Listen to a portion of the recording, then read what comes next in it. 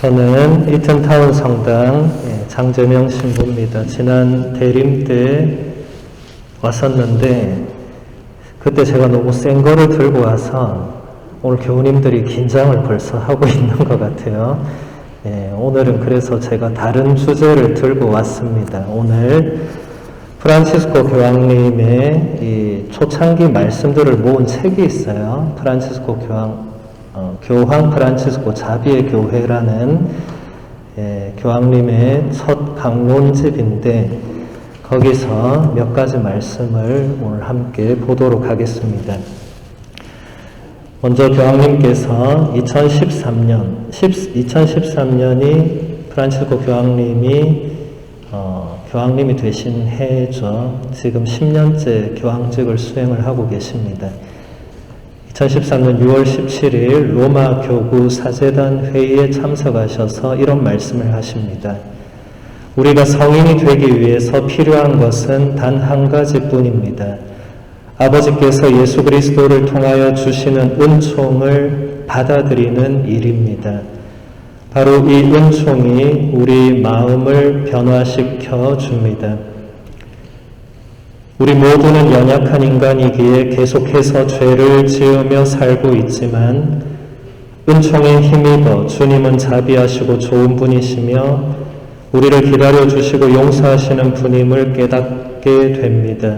그 위대한 은총이 우리의 마음을 변화시켜 줍니다.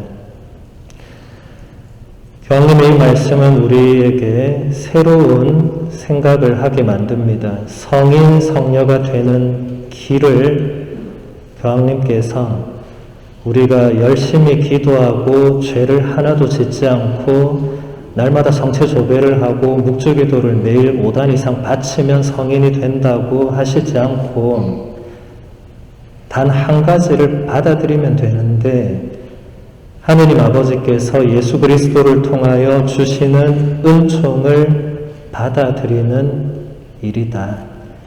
그리고 이 은총이 죄 많은 우리들을 변화시킬 수 있다. 그러니까 지금 교황님은 하느님 은총의 우선성, 하느님 은총의 수익권, 우리의 공로와 우리의 행위에 앞서는 하느님의 은총의 힘을 말하는 것입니다.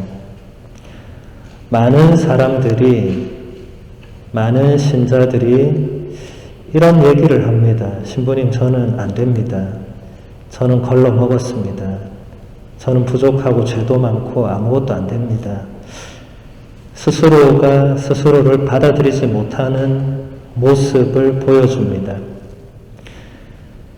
여러분, 예수님께서 처음으로 제자들을 부르시는 장면을 한번 떠올려 보겠습니다. 루카복음서 5장에 보면 예수님께서 갈릴리 호수를 가셨는데 베드로와 야고보와 요한의 배에 오르셔서 사람들 가르치시고 예수님께서 깊은 데로 가서 그물을 던지라고 하시니까 베드로가 뭐라고 하죠? 저희가 밤새도록 그물을 던져봤는데 한 마리도 못 잡았는데 스승님께서 던지라고 하시니까 다시 던져보겠다 하고 던졌더니 어떻게 됐습니까? 그물이 찢어질 만큼 너무 많은 물고기가 걸려들어서 도저히 혼자 끌고 오지를 못해서 동료들이 다 같이 가서 그물을 끌어올립니다. 베드로가 이것을 보고 너무 겁이 났죠. 그 호수에서 수십 년을 그물을 던진 전문가인 자기가 밤새 한 마리를 못 잡았는데 웬 젊은 사람이 그물 던져라 해서 던졌더니 고기가 엄청 걸린 거 보고 뭔가 보통 사람이 아니란 걸 느꼈겠죠. 그래서 베드로가 예수님 앞에 엎드려 절하면서 뭐라고 했습니까? 주님, 저에게서 떠나 주십시오. 저는 죄 많은 사람입니다. 예수님께서 뭐라고 했죠? 그래, 네 죄 많다. 네가 가라. 뭐 이렇게 했어요? 어떻게 했습니까? 너는 이제부터 사람을 낚을 것이다. 예수님께서 베드로가 죄가 많고 적고를 따지시거나 베드로가 능력이 많고 적고를 판단하시거나 이런 게 전혀 없이 너는 이제 사람을 낚을 거다. 저렇게 수많은 물고기가 걸려든 것처럼 너도 수많은 물고기를, 그러니까 수많은 사람들을 나에게 이끌어 드릴 것이다.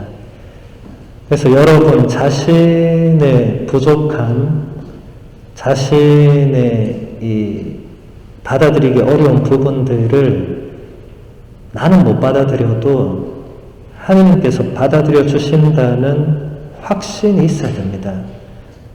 내가 나를 못 받아들여도 하느님은 나를 받아주신다. 그걸 다른 말로 표현하면 은총이라고 할 수 있겠죠. 그 다음 교황님께서 9월 27일에 교리 교육에 관한 국제학술대회를 참석하셨을 때 하신 몇 가지 말씀을 보겠습니다.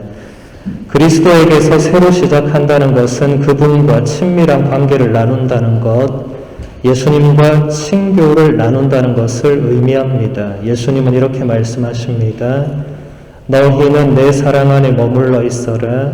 가지가 포도나무에 붙어 있는 것처럼 너희도 나에게 꼭 붙어 있어라. 우리가 예수님께 붙어 있으면 열매를 맺을 수 있습니다. 이것이 바로 그리스도와의 친교입니다. 예수님 안에 머무르는 것입니다.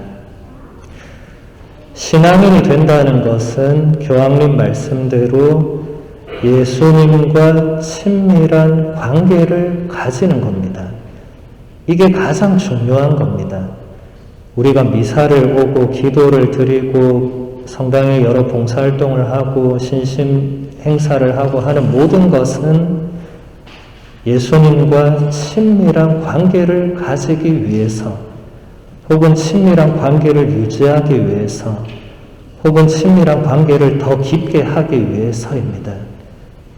다른 어떤 목적이 있는지 제가 잘 모르겠는데 본질적인 목적은 예수님과 친밀한 관계를 가지고 예수님 안에 머무르도록 하기 위해서입니다.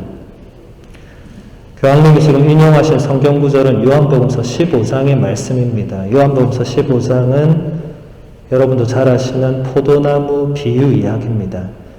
집에 가셔서 한번 15장 전체를 천천히 읽고 묵상하시기 바랍니다. 예수님께서 나는 포도나무고 너희는 가지라고, 그래서 너희가 내 안에 붙어 있어야만 열매를 맺고 나에게 붙어 있지 않은 가지는 열매도 맺지 못하고 다 잘려나가서 불에 던져져서 태워지게 된다고. 이게 간단한 비유인 것 같지만 우리가 예수님과 함께 있지 않을 때 그 결과를 말해줍니다. 아까 제가 루카복음서 5장을 예로 들었을 때도 제자들이 예수님 없이 밤새 인간적으로 애를 썼지만 물고기를 한 마리도 못 잡았어요. 그런데 예수님께서 계시면서 한 말씀을 하시니까 물고기가 너무 많이 잡혔습니다. 같은 맥락입니다. 예수님과 함께 무언가를 하는 것과 예수님 없이 나의 힘으로, 인간적인 능력과 힘으로 뭔가를 하는 것은 어마어마한 차이가 있는 것이죠. 교황님은 이렇게 말씀하십니다. 교리 교사에게 필요한 것은 무엇일까요? 자격증이 아니라 예수님과 함께 머무르고자 하는 마음과 태도입니다. 이것은 언제나 변함없는 사실입니다. 평생을 그렇게 해야 합니다. 주님의 현존 앞에 머무르고 그분이 여러분을 바라볼 수 있도록 자신을 드러내야 합니다. 주님께서 여러분을 바라보고 계신다는 것을 확신하십시오. 주님께서 여러분을 바라보실 수 있도록 여러분 자신을 주님께 내어 맡기십시오. 자, 우리 여기 계신 많은 분들이 나는 교리교사가 아니다 이렇게 생각할 거예요.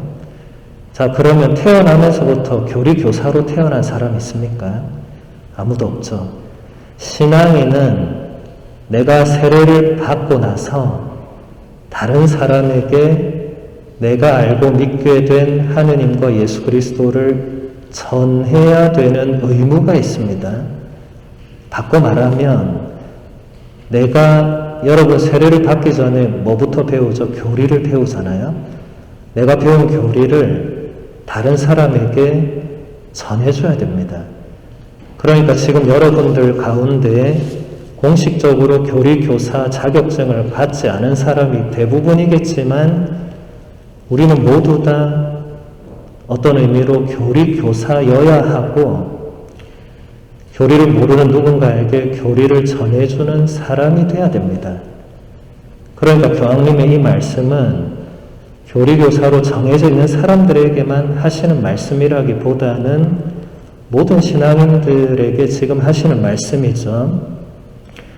우리에게 가장 필요한 것은 예수님과 함께 머무르고자 하는 마음과 태도라고 교황님이 강조를 하십니다.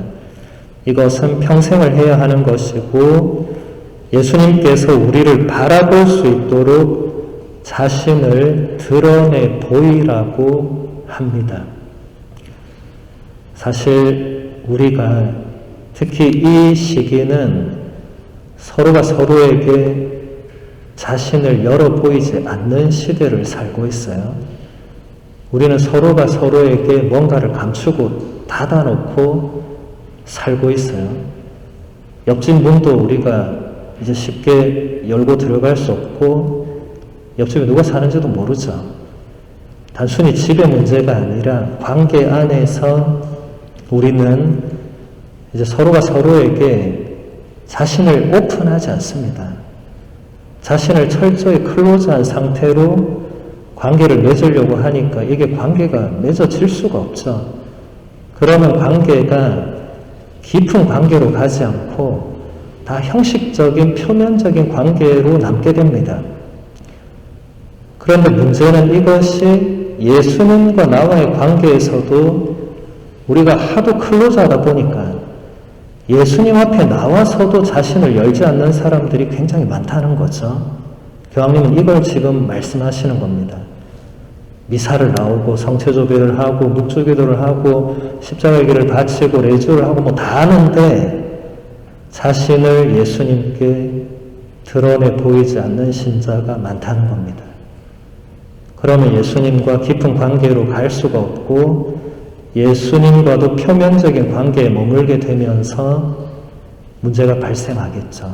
그걸 말씀하시는 겁니다. 교황님은 계속 말씀하십니다. 이것이 여러분에게 쉽지 않은 일임을 알고 있습니다. 특히 결혼하고 자녀를 키우는 분들은 고요한 시간을 내기가 어렵습니다. 하지만 감사하게도 모두가 동일한 방식으로 할 필요는 없습니다.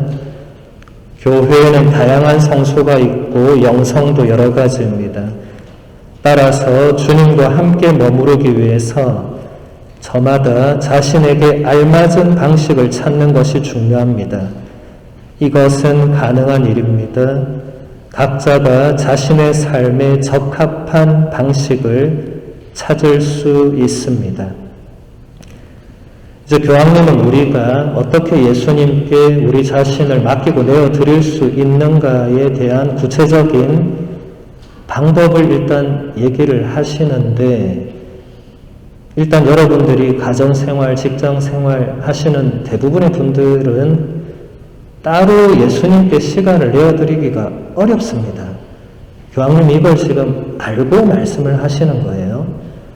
그러니까 뭐 리타이어 하신 분들이나 뭐 집에 계신 분들은 혼자 조용히 있을 수 있는 시간이 뭐 있으니까 그때 뭔가 뭐 성체조배를 하러 성전을 온다든지 아니면 집에서 고요히 뭐 기도를 한다든지 뭐가 가능한데 대부분 일상의 삶을 사는 분들은 하루 종일 일하고 집에 가면 또 가정 일을 하고 지쳐 쓰러져 자는데 내가 도대체 언제 예수님께 시간을 내어드릴 수 있느냐고 말할 수 있죠.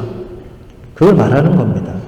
근데 그런 분들이라도 각자에게 맞는 방식으로 예수님께 시간을 내어드릴 수 있고 자신을 예수님께 열어볼 수 있다는 거죠. 여러분, 예수님은 창조주이십니다.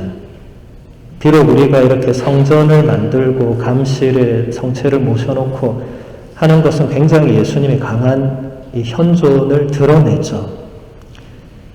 그럼 성전 밖에 나가면 예수님이 안 계시는가? 아니죠. 여러분 직장에서는 그럼 예수 그리스도가 전혀 안 계시는가? 아니죠. 이것은 우리가 어떻게 그분의 현존을 이해하고 있느냐가 굉장히 중요합니다. 여러분 직장에 예수 그리스도가 눈에 안 보인다고 해서 내가 다니는 직장은 예수 그리스도께서 전혀 존재하지 않는다. 그럼 여기도 똑같죠. 여기서도 뭐 눈에 안 보이잖아요. 그러면 도대체 우리가 뭘 믿고 뭘 바라고 여기 와서 이렇게 기도를 드리고 이 주일에 이 황금 같은 시간에 집에서 쉬시거나 골프를 치러 가시거나 해야 될 시간에 왜 여기 우리가 앉아가지고 그분을 찾고 있는가? 하느님의 현존을 찾는 것은 쉽지 않은 일이지만 불가능한 일도 아닙니다. 많은 성인 성녀들은 자신의 그 일상의 삶을 살면서도 하느님과 대화를 나누고 하느님께 그 일을 봉헌하고 했거든요. 우리도 할 수 있다는 겁니다. 여러분들도 하루의 시작부터 마칠 때까지 비록 뭐 고요한 시간을 따로 빼고 뭐 이런 건 어렵더라도 여러분의 그 일상 안에서도 얼마든지 하느님께 자신을 드러내 보일 수 있고 뭔가 대화도 나눌 수 있고 가능하다는 겁니다. 교황님은 이렇게 말씀하십니다. 예수 그리스도에게서 새로 시작한다는 것은 자기 자신 밖으로 나와서 다른 사람과 만나는 것을 그분께 배운다는 것을 의미합니다. 이것은 다소 역설적이지만 매우 아름다운 체험입니다. 왜 그럴까요? 예수 그리스도를 삶의 중심에 모신 사람은 자기 중심적인 삶을 살지 않기 때문입니다. 여러분이 예수님과 일치하면 할수록 그분이 여러분의 삶에서 중심이 되십니다. 이제 교황님은 좀 구체적으로 우리에게 뭔가를 말씀하시는데 삶의 중심에 예수 그리스도를 놓아두자라는 겁니다. 자, 이건 어떻게 해야 되는 거예요? 여러분 삶의 중심에 지금 뭐가 있습니까? 한번 생각해 보세요. 내 삶의 중심에 뭐가 있나? 골프가 있습니까? 유튜브가 있어요? 아니 뭐 돈이 있어요? 뭐가 있어요? 잘 모르겠는데 한번 생각해 보세요. 삶의 중심에 내가 가장 중요하게 여기는 내 삶의 어떤 결정적인 공간에 혹은 내 마음의 가장 깊은 곳에 뭐가 있나? 나는 뭘 추구하고 사나? 생각해 봐야 됩니다. 거기에 예수 그리스도가 있는지 없는지도 생각해 봐야 되고 없다면 왜 없는지 생각해 봐야 되고 있으면 어디쯤에 있는지도 생각해 봐야 되고 우선순위에서 그분이 1인지 2인지 3인지 한 550등인지도 생각해 봐야 됩니다. 이런 작업들은 누가 옆에서 시켜줄 수 있는 게 아닙니다. 왜냐하면 여러분 본당 신부님이 여러분한테 전화를 해서 자 스테파노 씨 오늘 뭐 계획이 어떻게 되세요? 뭐 이렇게 일일이 캐묻고 무슨 형사도 아니고 그럴 수 없죠. 여러분 신부가 자꾸 캐물으면 이 성당 못 올 겁니다. 이 신부님이 왜 저러지? 왜 내 뒷조사를 하고 다니고 이렇게 생각할 거 아니에요. 그죠? 안 되는 거죠. 여러분 각자가 스스로 생각해야 됩니다. 예수님과 나와의 관계는 전적으로 1대1의 관계입니다. 누가 옆에서 보조를 해주고 이게 안 됩니다. 물론 인도해주고 이끌어주는 것은 본당 사목자나 뭐 우리 부제님이나 뭐 또 열심한 신앙인들이 이끌어주고 도와주는 건 되지만 결정적으로 관계를 맺고 뭔가 관계를 유지해 나가고 하는 것은 본인이 할 수밖에 없는 거예요. 근데 우리 가톨릭 신자들이 이 부분이 굉장히 약합니다. 그동안 왜 그렇게 됐는지 모르겠지만 뭔가 약해요. 제가 느끼기에는. 교황님은 계속 이렇게 말씀을 하십니다. 요나서는 하느님의 뜻을 따르기 위해서 자신의 틀 밖으로 나가는 것을 두려워하지 말라고 가르칩니다. 하느님은 언제나 모든 것을 뛰어넘는 분이시기 때문입니다. 그런데 여러분은 알고 계십니까? 하느님은 두려움을 모르는 분이라는 사실 말입니다. 그분은 두려움이 없는 분이십니다. 그분은 언제나 우리의 모든 틀을 뛰어넘어 계시는 분이십니다. 여러분 구약 성경의 요나서 다 알고 계시죠? 내용도 거의 알고 계실 것입니다. 하느님께서 요나한테 너 저기 아시리아의 니네베라는 수도에 가서 이제 너네 멸망할 거라고 선포 좀 해라. 이렇게 명령을 하셨어요. 요나가 어떻게 했습니까? 예 하고 가서 했어요? 아니요 하고 도망갔습니다. 도망을 하도 가다가 어떻게 됐죠? 배를 타고 도망가다가 돌풍이 하도 일어가지고 다 죽게 생겼죠. 사람들이 뭔가 제비뽑기 같은 걸 했더니 요나가 걸렸어요. 너 도대체 뭐 했냐 하니까 내가 하느님 명령을 듣지 않고 지금 도망치는 길이다. 그래서 사람들이 얘기하죠. 미안하지만 네가 바다에 빠져야 되겠다. 요나가 바다에 빠집니다.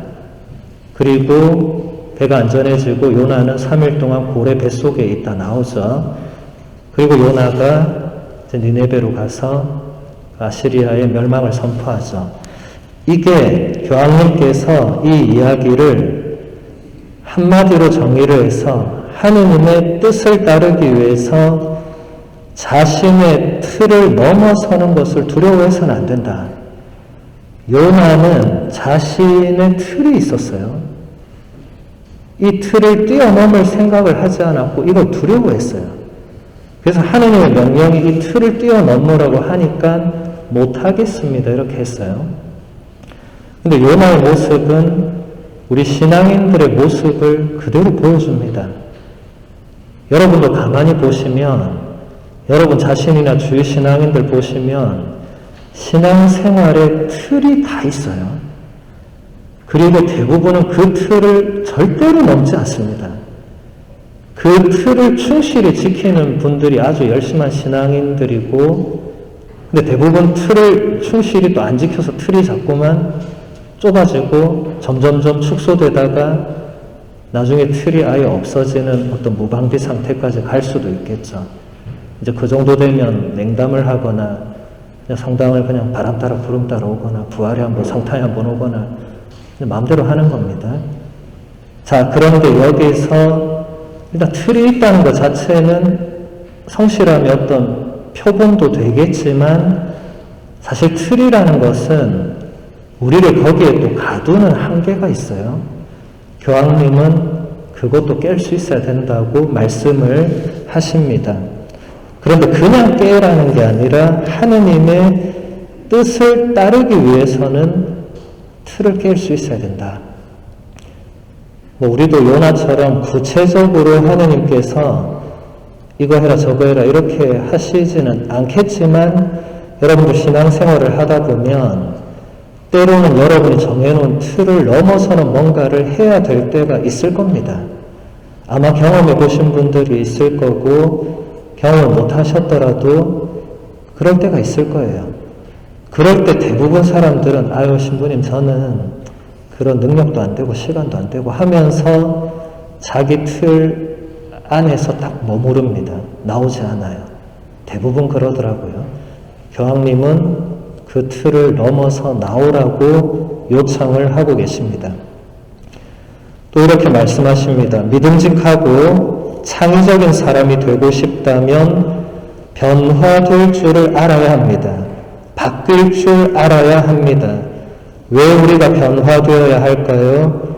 우리가 복음을 전해야 할 곳의 환경에 적응해야 하기 때문입니다. 하느님과 함께 머무르기 위해서는 밖으로 나갈 줄 알아야 하고 밖으로 나가는 것을 두려워하지 말아야 합니다. 우리 시대에 가장 어려운 것 중에 하나가 있다면 아마도 변화되는 것이 아닌가 생각됩니다. 많은 사람들이 변화를 두려워합니다. 왜냐하면 변화는 뭔가 안정된 것을 넘어서야 되는 거잖아요. 그러니까 이건 쉬운 선택은 아니에요. 인간은 본능적으로 안정적인 걸 원합니다. 안정적인 거주 공간이 있어야 되고, 안정적인 관계가 있어야 되고, 안정적인 재산이 어느 정도 있어야 되고, 뭐가 안정돼야 돼. 그래야 사람이 안정이 되죠. 근데 자꾸 뭐가 변하면 불안해집니다. 그러면 이게 빨리 안정되기를 바라죠. 근데 지금 교황님은 뭔가 거꾸로 말씀을 하세요. 신앙생활에서는 자꾸 안정을 찾아가기보다는 자꾸 틀 밖으로 나가기를 교황님이 요청을 하십니다. 어떤 틀을 정해놓다 보면 결국 그 틀 안에 안주할 수밖에 없는 인간의 본성을 꼬집는 거죠. 그러면 더 높은 단계 혹은 더 깊은 단계로 가지 않고 그냥 계속 그 상태로 가는 거예요. 신앙생활이 몇십 년을 해도 똑같이 계속 그 상태로 갑니다. 그런 것이 좋지 않다는 겁니다. 그것을 뛰어넘기 위한 우리가 하느님을 만나고 사랑하는 이 여정에서 신앙생활을 10년을 하신 분도 있고 오늘 예배 신자분들은 곧 세례를 받으실 건데 세례를 받고 나면 끝이 아니라 이제 시작인데 이제 이 시작은 있지만 끝은 어디까지가 끝이죠? 모르죠. 여기서는 죽을 때까지 죽고 나서도 우리는 하느님을 만나서 끝을 본다고 믿기 때문에 사실 지상에서는 끝이 없죠. 그렇다면 우리가 하느님을 알기 위한, 하느님을 더 사랑하기 위한 노력에도 사실은 끝이 없습니다. 그런데 이게 많은 신앙인들을 요즘 지치게 만드는 것 같아요. 요즘 시대의 흐름은 끝이 없이 지속되는 뭔가를 좋아하지 않아요. 뭔가 딱 단편에 딱딱딱 끝이 나야 돼요. 계속되면 사람들이 이거 지겨워합니다. 다른 거 찾아요. 신앙도 그런 위험에 그대로 노출됩니다. 그래서 많은 사람들이 지금 성당을 많이 떠나고 있죠. 뭐 코비드 때문이라고도 할 수 있겠지만 저는 다른 이유가 더 크다고 생각합니다. 이게 더 이상 내 삶에 큰 의미를 가져다 주지 않는다고 판단했겠죠. 왜냐하면 코비드 때문에 안 가보니까 가도 안 가도 별 차이가 없는 것 같은 거예요. 안 가니까 훨씬 편한 게 많아 일단. 시간적으로나 뭐 모든 게 몸이 편안해지죠. 사람은 몸이 편안해지면 자연히 그쪽으로 가게 됩니다. 편안한 쪽을. 이제 그것을 교황님이 깨야 된다고 말씀을 하시는 거죠. 교황님이 이렇게 말씀하십니다. 제가 드리고자 하는 말씀은 제 마음 깊은 곳에서 나오는 것입니다. 우리 그리스도인들이 우리의 모임, 활동, 본당, 우리 삶의 테두리 안에만 갇혀 있다면 우리는 갇힌 상태로 머무르고 갇힌 곳에서 벌어지는 일들이 우리에게 일어나게 됩니다. 방문이 계속 닫혀 있으면 방에 습기가 차고 곰팡이 냄새가 나기 시작합니다. 그런 방에 갇혀 있다면 병들고 말 것입니다. 마찬가지로 그리스도인이 자기가 속한 모임이나 본당, 거기서 이루어지는 활동 안에만 갇혀 있다면 그 역시 병들고 말 것입니다. 지금 제가 볼 때 교황님 이 말씀은 원고에 없던 말씀이에요. 첫 문장이 그렇잖아요. 제가 드리고자 하는 말씀은 제 마음 깊은 곳에서 나오는 거다. 여러분 교황님 어디 가서 말씀하시는 장면들을 유튜브를 통해서 한 번씩 보셨을지 모르겠는데 교황님이 어느 장소에 가면 이미 항상 정해진 뭔가가 있기 때문에 당신도 미리 뭔가 말씀하실 걸 이 원고를 준비해 가세요.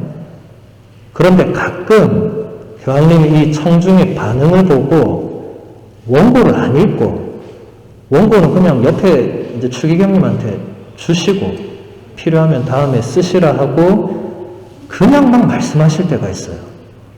이 사람들과 호흡을 하는 거죠.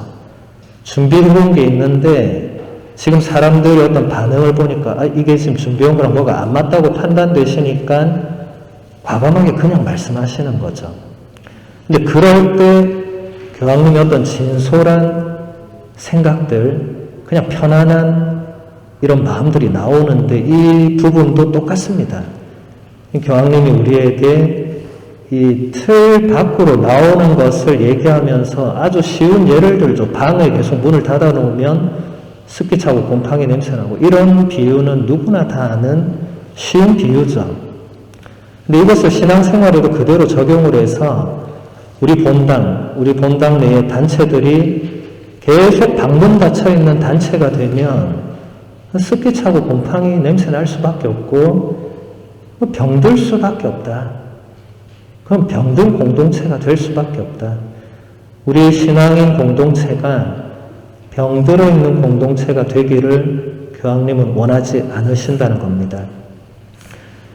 또 이렇게 말씀하십니다. 주님께서는 언제나 프리메로이십니다. 그분이 첫째이십니다. 이것은 우리에게 가장 본질적인 사실입니다. 하느님은 언제나 우리를 앞서 계십니다. 우리가 먼 곳을 향해, 이 세상 끝을 향해 떠날 생각을 하면서 겁을 내고 있을 때 하느님은 이미 그곳에 계십니다.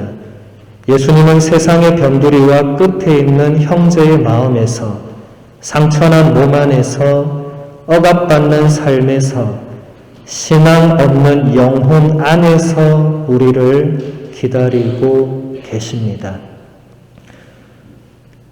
여러분, 프리메로가 어느 나라 말이죠?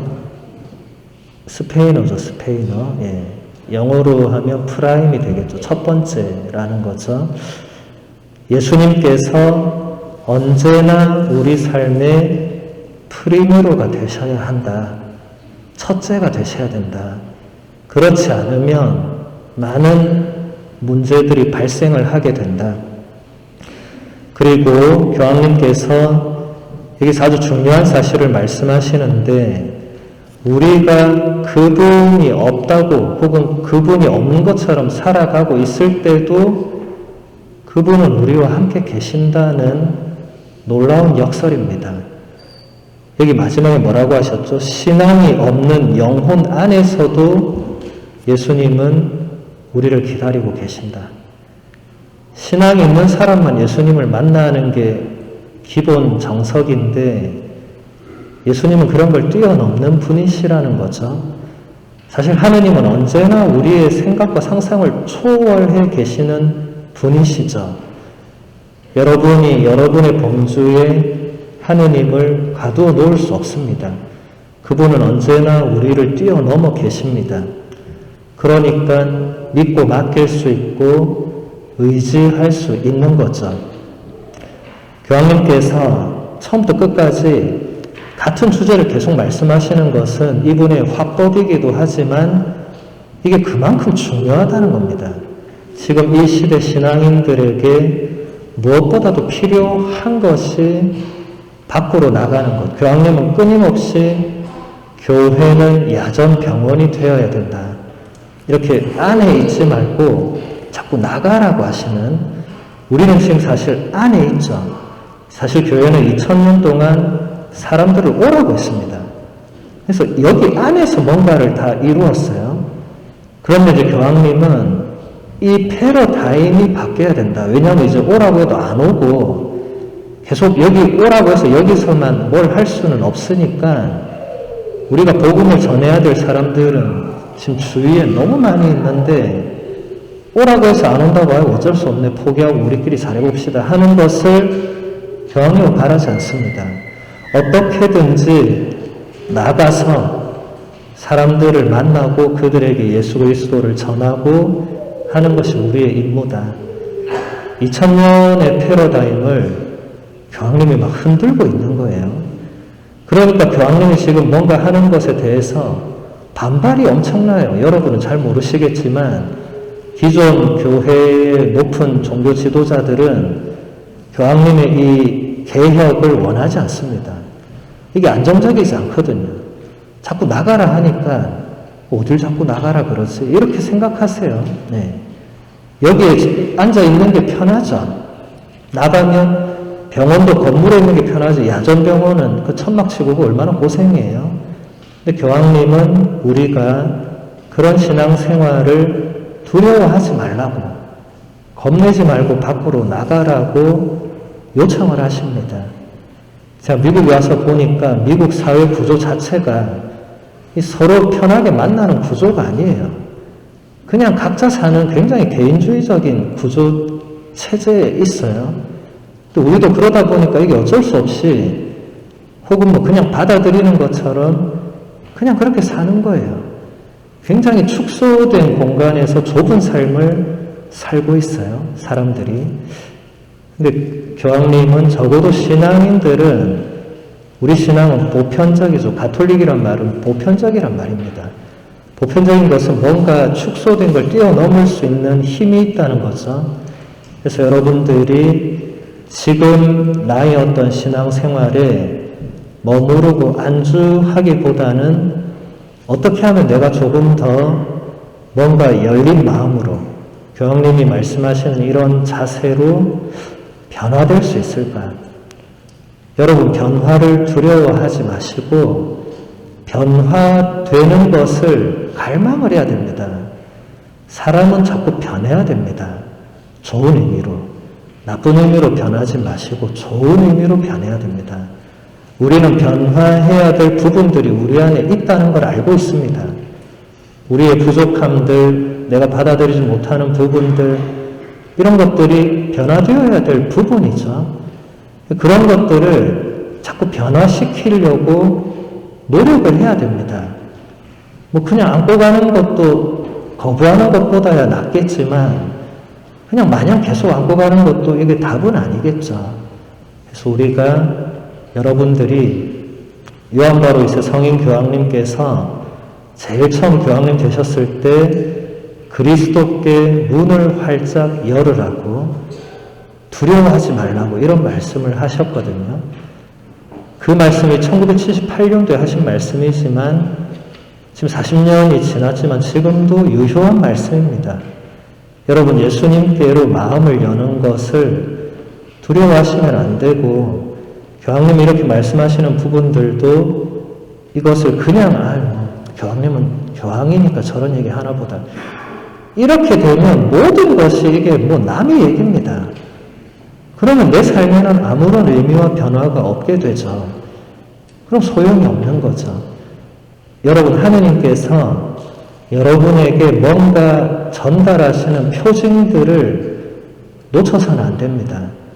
하나라도 눈여겨보고 하나라도 눈여겨듣고 하면서 이게 무엇을 말하는 건가, 이렇게 끊임없이 찾아가는 그런 게 필요합니다. 앞으로 신앙생활을 하시면서 여러분들이 그런 자세로 신앙생활을 해 나가시기를 바랍니다. 예,